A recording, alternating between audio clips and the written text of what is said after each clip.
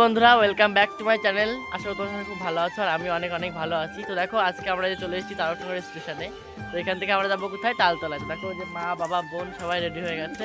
আমরা কিন্তু আমাদের মাঝদিয়া স্টেশনে আসিনি, আমরা এসেছি তারকনগর স্টেশনে, কারণ এখান থেকে একটা দিদি যাবে, তোমরা সেটাও দেখতে পারবে। তো আমরা যে এসেছি তারকনগর স্টেশনে, এখন ট্রেন আসবে, ততক্ষণ আমরা অপেক্ষা করছি। তো চলো, পুরো ব্লগটা তোমরা দেখতে থাকো।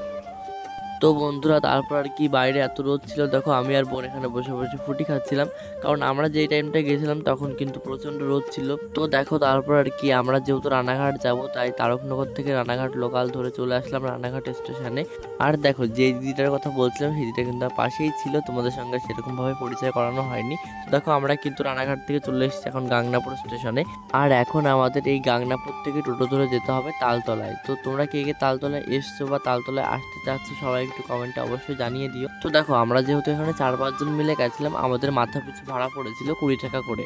এবার যদি তোমরা একা একা বা 2-1 জন যেতে চাও তাহলে তোমাদের ভাড়া পড়বে 25 টাকা করে। তো দেখো, তারপর আর কি আমরা কিন্তু ফাইনালি চলে আসলাম ভাইরাল তালতলাতে। আসলে কি বলতো, এই তালতলাটা না অনেকদিন আগেই ভাইরাল হয়েছে, কিন্তু আমাদের না সেরকম ভাবে না আসা হয়নি। এই দিনে কিন্তু সেরকম কোনো প্ল্যান ছিল না, হঠাৎ করে আমরা চলে গেলাম ভাইরাল তালতলাতে ভিডিও করার জন্য।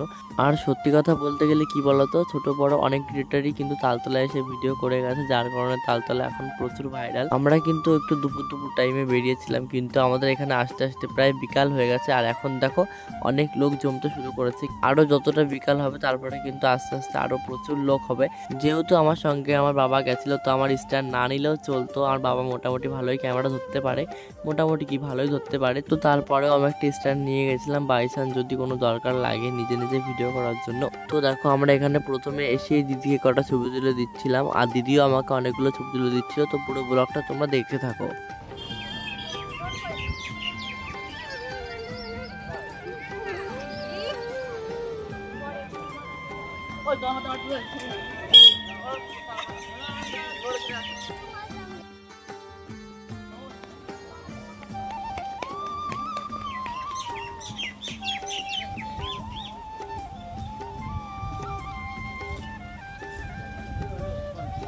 তো দেখো, তারপরে আমাদের ছবি টবি তোলা পুরো কমপ্লিট হয়ে গেছে। আর এখানে দেখো, দিদি এসেছিল ফুলের তোড়া কেনার জন্য। এখান থেকেও দিদি ফুলের তোড়া পরে অনেকগুলো ভিডিও করেছে, যেগুলো তোমরা অলরেডি দেখেই ফেলেছো ফেসবুকে, ইনস্টাগ্রাম, ইউটিউবে। তো দেখো, এখানে এসে আমাদের একটা বড় ইউটিউবারদের সাথে দেখা হয়ে গেছিলো, যাদের নাম ইউটিউবে স্পার্কি টাউন ব্লগস বলে, তোমরা সার্চ করে দেখে নিতে পারো। অনেক সুন্দর সুন্দর হাসির ভিডিও বানায়। সত্যি কথা বলতে গেলে কি জানো তো, দাদা ভাই আর দিদি ভাইয়ের মনটা না অনেকই ভালো ছিল। যাই হোক, তারপরে দেখো আমি আর দিদি এখানে একটা ভিডিও শুট করছিলাম, আর আমাদের না বারবার ভিডিওটা ভুল হচ্ছিল।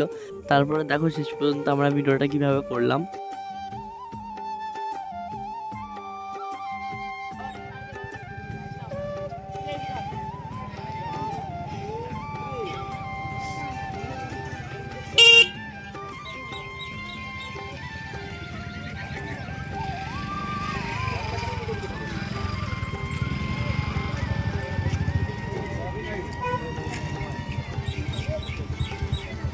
তো দেখো, এখানে আমাদের একটা সাবস্ক্রাইবার দাদা এসেছিল আমাদের সঙ্গে ছবি তুলবো বলে, তাই আমি মাকে বলেছিলাম ভিডিওটা করে দেওয়ার জন্য। যাই হোক, আমার মা ভিডিওটা ভালোভাবে করতে পারিনি, তাই আমি তোমাদের ভালোভাবে দেখাতে পারলাম না।